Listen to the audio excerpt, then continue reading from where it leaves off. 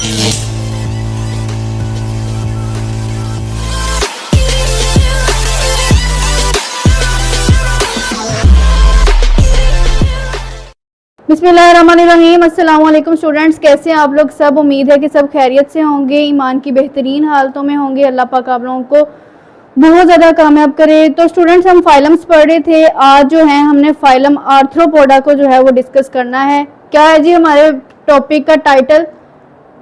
Phylum arthropoda.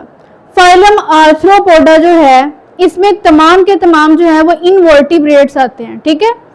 अब ये invertebrate जो है ऐसा ग्रुप इनवर्टिब्रेट्स का है, ये फाइलम आर्थ्रोपोडा में आने वाले जो तमाम के तमाम ऑर्गेनिजम्स हैं वो ऐसे इनवर्टिब्रेट्स हैं जो बहुत ज़्यादा सक्सेसफुल हैं, ठीक है। उनमें बहुत ज़्यादा बेस्टेस्ट जो है वो करैक्टरिस्टिक्स पाई जाती हैं as compare to other invertebrates. Done हो गया।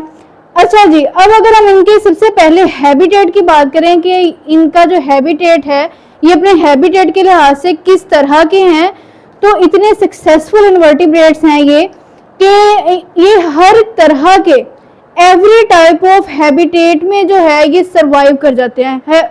हर हैबिटेट में जो है ये सरवाइव कर जाते हैं। अब कुछ इनमें ऐसे मेंबर्स पाए जाते हैं जिनको टेरेस्ट्रियल मेंबर्स कहा जाता है। उनमें इतनी एबिलिटी है कि वो फ्लाई करने की भी ताकत रखते हैं। वो क्या करते हैं जी? फ्लाई भी करते हैं, ठीक है। अब अगर इनके बॉडी स्ट्रक्चर के हवाले से बात करें कि फाइलम आर्थ्रोपोडा में आने वाले बॉडी स्ट्रक्चर जो है वो ऑर्गेनिजम्स का कैसा है, तो सबसे पहली बात कि ये ट्रिप्लोब्लास्टिक होते हैं। क्या होते हैं ये? ट्रिप्लोब्लास्टिक। ट्रिप्लोब्लास्टिक बार बार हमने रिपीट किया पिछले लेक्चर्स में भी, अब फिर से रिपीट कर रहे हैं कि ऐसे ऑर्गेनिजम्स होते हैं ट्रिप्लोब्लास्टिक ऑर्गेनिजम्स जिनमें 3 तरह की लेयर्स पाई जाती हैं, एपिडर्मिस भी, मेसोडर्म भी और एंडोडर्म भी, ठीक है। दूसरी बात कि ये इनमें बायलेटरल सिमेट्री पाई जाती है। बायलेटरल सिमेट्री की भी बात बहुत दफा हो चुकी। ऐसी सिमेट्री जिसमें जो है ऑर्गेनिजम्स को अगर बायलेटरली जो है वो कट किया जाए, किसी भी चीज को बायलेटरली कट किया जाए तो उनका जो है वो एक जो इमेज है उसकी एक जो साइड है वो दूसरी की मिरर इमेज बने, ठीक है। तो इनमें जो है वो बायलेटरल सिमेट्री पाई जाती है।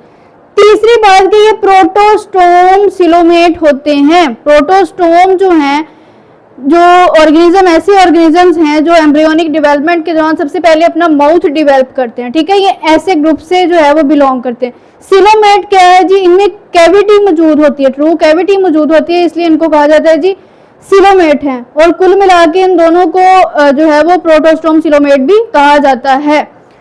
अब इनकी जो सिलोमेट है, इनकी जो कैविटी है एक्चुअली वो थोड़ी कम होती है, रिड्यूस्ड होती है।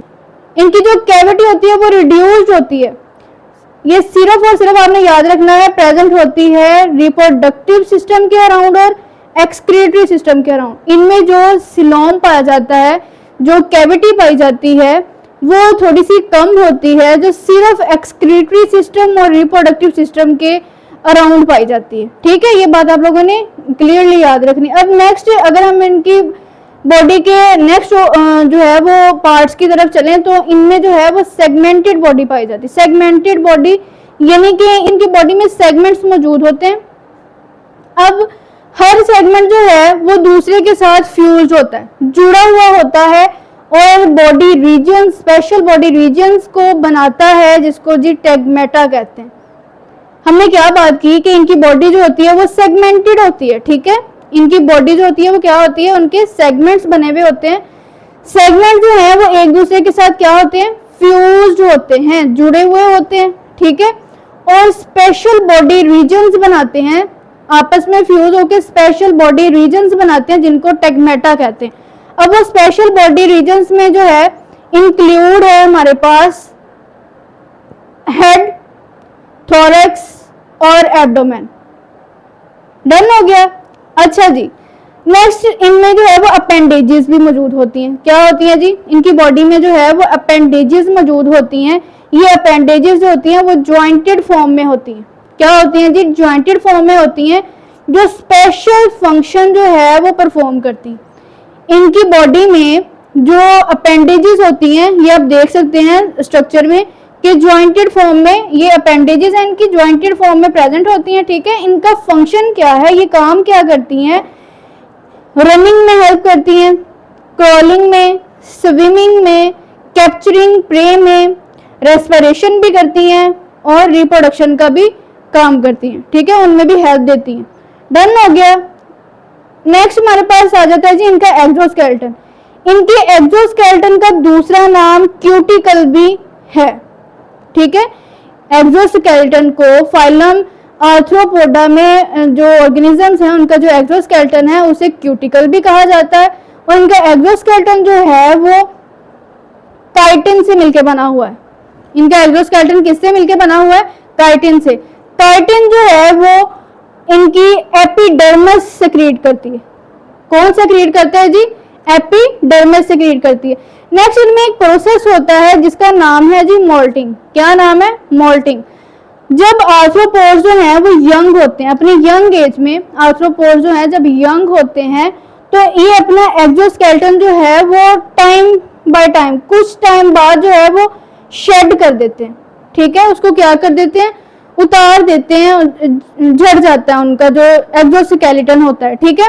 अच्छा, कुछ टाइम के बाद दोबारा क्या होता है? शेडिंग के बाद ये एनिमल जो है अपना एक्सोस्केलेटन दोबारा फास्टली जो है वो रिक्रिएट कर लेते हैं। दोबारा से फिर क्या करते हैं? रिक्रिएट कर लेते हैं।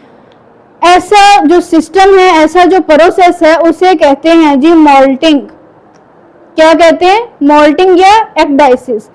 मोल्टिंग बहुत ही इंपॉर्टेंट शॉर्ट क्वेश्चन भी है, ये एमसीक्यूज के लिहाज से भी बहुत इंपॉर्टेंट है। आपने अच्छे से इसका जो बेसिक्स है इसको अच्छे से समझना है, क्लियर कर लेंगे कि मोल्टिंग क्या है। फाइलम आर्थ्रोपोडा में मौजूद ऑर्गेनिजम्स अपनी यंग एज में होते हैं, होते हैं तो ये क्या करते हैं जी? अपने पर मौजूद जो शेल है उसको शेड कर देते हैं, उसको उतार देते हैं। क्यों उतार देते हैं? वो एक्चुअली जो वो शेल होता है उनको प्रोटेक्शन प्रोवाइड कर रहा होता है और उस शेल के होते हुए वो ग्रो नहीं कर पाते। उतना टाइम ये वो अपना शेल उतार देते हैं, ग्रो करते हैं, फिर से अपना जो शेल है वो बना लेते हैं, फिर से शेड कर देते हैं, फिर से ग्रो करते हैं, फिर से अपना शेल जो है वो बना लेते हैं। वो शेल जो है उनको प्रोटेक्शन प्रोवाइड करता है, लेकिन वो ग्रो होने में जो है उनको थोड़ी सी रुकावट होती है। इसलिए जब उन्होंने यंग एज में ग्रो होना होता है तो वो क्या करते हैं? अपने शेल को उतार देते हैं, ठीक है, और फिर ग्रो करते हैं और फिर दोबारा से अपने शेल को दोबारा से रिक्रिएट कर लेते हैं। ऐसे प्रोसेस को मोल्टिंग कहते हैं या एक्डाइसिस भी कहते हैं। हमने क्या देखा जी? इसके हैबिटेट को देखा, स्ट्रक्चर को फिर देखा, उसकी सेगमेंटेड बॉडी होती है उसके बारे में बात की, फिर देखा कि जी इनमें अपेंडेजेस पाई जाती हैं, फिर एक्सोस्केलेटन देखा इसका, फिर हमने देखा कि इनमें मोल्टिंग का प्रोसेस भी होता है। नेक्स्ट हमारे पास आता है इनका सर्कुलेटरी सिस्टम कैसा होता है। फाइलम आर्थ्रोपोडा में आने वाले ऑर्गेनिज्म का जो सर्कुलेटरी सिस्टम होता है वो ओपन होता है। कौन सा सर्कुलेटरी सिस्टम इनमें पाया जाता है? Open circulatory system. अच्छा, ओपन सर्कुलेटरी सिस्टम की हमने बात की थी कि ऐसा सर्कुलेटरी सिस्टम होता है जिसमें नर्व्स मौजूद नहीं होती, ब्लड जो है वो डायरेक्टली जो है वो सेल्स को बात करता है। तो इनमें जो है वो ब्लड फ्लो होता है हीमोसील के जरिए से। किसके जरिए से? हीमोसील के जरिए से। हीमोसील अब क्या है? एम्ब्रियोनिक डेवलपमेंट के दौरान एक कैविटी इनमें बनती है, इनकी बॉडी में एक कैविटी बनती है जिसको कहते हैं ब्लास्टोसील। क्या कहते हैं? ब्लास्टोसील। तो ये हीमोलिम्फ जो है ये इस ब्लास्टोसील से डिराइव्ड होती है। डन हो गया। अच्छा जी, अब इनका जो ब्लड होता है वो होता है जी कलरलेस। ये आपने याद रखनी है, इनका ब्लड जो है वो क्या होता है? कलरलेस। कलरलेस क्यों होता है? क्योंकि इनके ब्लड में हीमोग्लोबिन मौजूद नहीं होती, हीमोग्लोबिन एब्सेंट होती है। इस वजह से इनका ब्लड जो है वो क्या होता है? कलरलेस होता है। ब्लड को जो है वो कौन सी प्रोटीन कलर प्रोवाइड करती है? वो है हीमोग्लोबिन। अगर हीमोग्लोबिन ही नहीं होगी तो जाहिर सी बात है जो ब्लड है उसका कलर जो है वो नहीं होगा। तो ऐसे ब्लड को जो है वो हीमोलिम्फ भी कहा जाता है जो कलरलेस हो, जिसमें हीमोग्लोबिन मौजूद ना हो। नेक्स्ट इनके अगर रेस्पिरेटरी सिस्टम की हम बात करें कि फाइलम आर्थ्रोपोडा में आने वाले जो ऑर्गेनिज्म हैं उनका रेस्पिरेटरी सिस्टम कैसा होता है, तो कुछ लैंड आर्थ्रोपोड्स होते हैं, ठीक है, लैंड आर्थ्रोपोड्स होते हैं, उनके पास एयर ट्यूब्स मौजूद होती हैं जिनको ट्रैकिया कहते हैं। लैंड आर्थ्रोपोड्स होते हैं जिनके पास जो है वो एयर ट्यूब्स मौजूद होती हैं जिनको क्या कहते हैं जी? ट्रैकिया। अब जो ये ट्रैकिया हैं, ये ट्रैकियल्स हैं, ये एक ओपनिंग के जरिए जो है वो खुलती हैं, उस ओपनिंग को कहते हैं स्पाइरकल्स। क्या कहते हैं? स्पाइरकल्स। ठीक हो गया। लेकिन कुछ जो होते हैं वो एक्वेटिक आर्थ्रोपोड्स होते हैं, और एक्वेटिक आर्थ्रोपोड्स जो हैं उनके पास रेस्पिरेशन करने के लिए, गैसेस के तबादले के लिए जो है वो गिल्स मौजूद होते हैं, और वो गिल्स के जरिए से गैसेस को एक्सचेंज करते हैं। ठीक है। अच्छा जी, नेक्स्ट हमारे पास आता है डाइजेस्टिव सिस्टम। तो फाइलम आर्थ्रोपोडा में आने वाले जितने भी ऑर्गेनिजम्स हैं उनका डाइजेस्टिव सिस्टम कैसा होता है? तो इनके पास जो है वो जी हमने याद रखना है ट्यूब लाइक डाइजेस्टिव सिस्टम होता है। कौन सा? ट्यूब लाइक डाइजेस्टिव सिस्टम मौजूद होता है। ट्यूब लाइक डाइजेस्टिव सिस्टम कैसा डाइजेस्टिव सिस्टम है? जिसके दो ओपनिंग होती है, एक माउथ और एक एनस। ठीक है। अच्छा जी, ट्यूब लाइक डाइजेस्टिव सिस्टम है वो कहता है एक एलिमेंट्री कैनाल मौजूद होती है। एक कौन सी कैनाल मौजूद होती है? एलिमेंट्री कैनाल मौजूद होती है जो डिफरेंट पार्ट्स में डिवाइड होती है। डन हो गया। एक एलिमेंट्री कैनाल डाइजेस्टिव सिस्टम में इनके प्रेजेंट होती है जो डिफरेंट पार्ट्स में डिवाइडेड होती है। अब इनके एक्सक्रीटरी सिस्टम की अगर हम बात करें तो इनकी एक्सक्रीटरी सिस्टम में जो है वो मालफिजियन ट्यूब्यूल्स मौजूद होती हैं। क्या मौजूद होती हैं? Malpighian tubules. अब मालफिजियन ट्यूब्यूल्स क्या होती हैं? इनके एक्सक्रीटरी सिस्टम में हमने बात की कि मालफिजियन ट्यूब्यूल्स मौजूद होती हैं। मालफिजियन ट्यूब्यूल्स ऐसी ट्यूब्यूल्स हैं जो बहुत ही ज्यादा नैरो ट्यूब्यूल्स होती हैं और एलिमेंट्री कैनाल के साथ जो है वो जुड़ी हुई होती हैं। डन हो गया। अब ये एलिमेंट्री कैनाल के साथ ये ट्यूब्यूल्स जो हैं, नैरो ट्यूब्यूल्स, इनको हमने मालफिजियन ट्यूब्यूल्स का, वो कहाँ से अटैच होना शुरू होती है? मिड गट से। ठीक है। मिड गट से लेके हिंड गट तक ये एलिमेंट्री कैनाल के साथ क्या होती हैं? अटैच्ड होती हैं, जुड़ी हुई होती हैं। अब नाइट्रोजनस वेस्ट जो है वो एक्सक्रीट होता है इन ऑर्गेनिजम्स में। फाइलम आर्थ्रोपोडा में जितने भी ऑर्गेनिजम्स हैं उनका जो नाइट्रोजनस वेस्ट है वो किस फॉर्म में जो है वो सेक्रेट होता है? वो फॉर्म हमारे पास है सॉलिड यूरिक एसिड क्रिस्टल्स की फॉर्म में जो है इनका नाइट्रोजनियस जो वेस्ट है वो सेक्रेट होता है, सेक्रेट आउट होता है। डन हो गया। अगर अब नेक्स्ट हम इनके नर्वस सिस्टम की बात करें तो इनका नर्वस सिस्टम जो होता है, फाइलम आर्थ्रोपोडा में आने वाले जितने भी ऑर्गेनिज्म हैं इनका नर्वस सिस्टम वेल डेवलप्ड होता है। ठीक है। क्या होता है? नर्वस सिस्टम वेल डेवलप्ड होता है। अब इनके नर्वस सिस्टम के पास तीन पेयर्स मौजूद होते हैं। तीन पेयर्स मौजूद होते हैं सेरिब्रल गैंग्लिया के। किसके?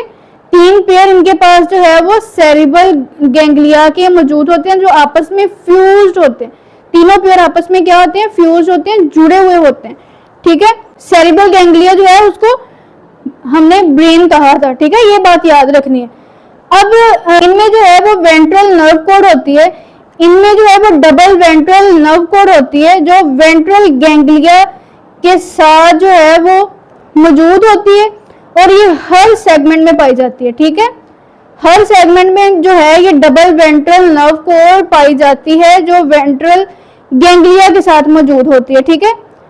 अब स्मॉलर नर्व्स जिनको हमने मालफिजियन ट्यूब्यूल्स कहा था, ठीक है, वो अराइज होती हैं हर वेंट्रल गैंग्लिया से। ठीक है। और ये प्रेजेंट होती हैं हर सेगमेंट में।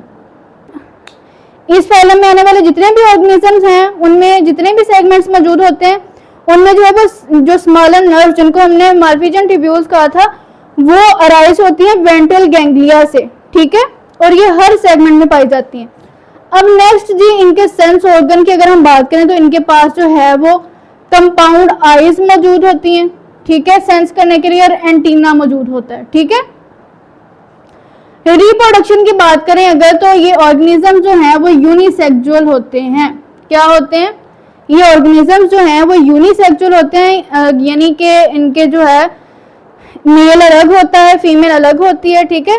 मेल के पास टेस्टिस होती हैं, फीमेल के पास जो है वो ओवरीज होती हैं, और एग प्रोड्यूस करती है फीमेल, और मेल जो है वो स्पर्म प्रोड्यूस करता है। इस तरह से रिप्रोडक्शन का जो है वो सिलसिला चलता है। ठीक है। ये यूनिसेक्सुअल होते हैं। इनके जो ऑर्गेनिजम्स होते हैं मेल अलग और फीमेल अलग होते हैं। इस तरह से ये जो है वो रिप्रोड्यूस करते हैं विद सेक्सेस। डन हो गया। अब छोटा सा इनका ये स्ट्रक्चर है, इसको देख लेते हैं हमने थ्योरी के लिहाज से। सबसे पहले हमने देख लें जी, ये इसकी आईज है जो सेंस ऑर्गन है। ठीक है। ये इसका एंटीना है। ठीक है। आई है और ये इसकी आईज हैं, ये इसके माउथ पार्ट्स हैं। डन हो गया। ये अपेंडेजेस की हमने आगे भी बात की थी, ये इनकी अपेंडेजेस हैं। ठीक हो गया। इनमें 3 तरह के जो है वो सेगमेंट पाए जाते हैं, फोरगट, ये एक सेगमेंट, ये दूसरा सेगमेंट मिडगट, और ये तीसरा सेगमेंट हिंडगट। ठीक हो गया। अच्छा जी, नेक्स्ट जो है इनमें जो है ये सेरिब्रल गैंग्लिया पाया जाता है, जिसको हमने ब्रेन कहा था। ठीक हो गया। इनमें जो है छोटी छोटी ट्यूब्स पाई जाती हैं, जो है वो माल्फिजियन ट्यूब्यूल्स पाई जाती हैं, जो नर्व कोड के साथ अटैच होती हैं। ठीक है, ये माल्फिजियन ट्यूब्यूल्स हैं।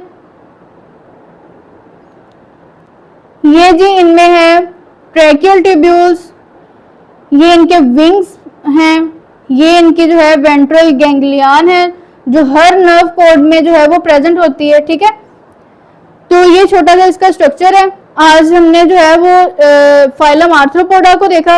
ये आज का हमारा छोटा सा जो है वो लेक्चर था। आपने अच्छे से इसको प्रिपेयर करना है। कोई ऐसा पॉइंट, कोई ऐसी टर्म जो समझ नहीं आई, वो कमेंट सेक्शन में लाजमी पूछें। अल्लाह पाक आप लोगों को बहुत ज़्यादा कामयाब करे। दुआओं में याद रखना है। स्टूडेंट्स अपना ख्याल रखना है। ओके जी, मिलते हैं अगले लेक्चर में। अल्लाह हाफिज़।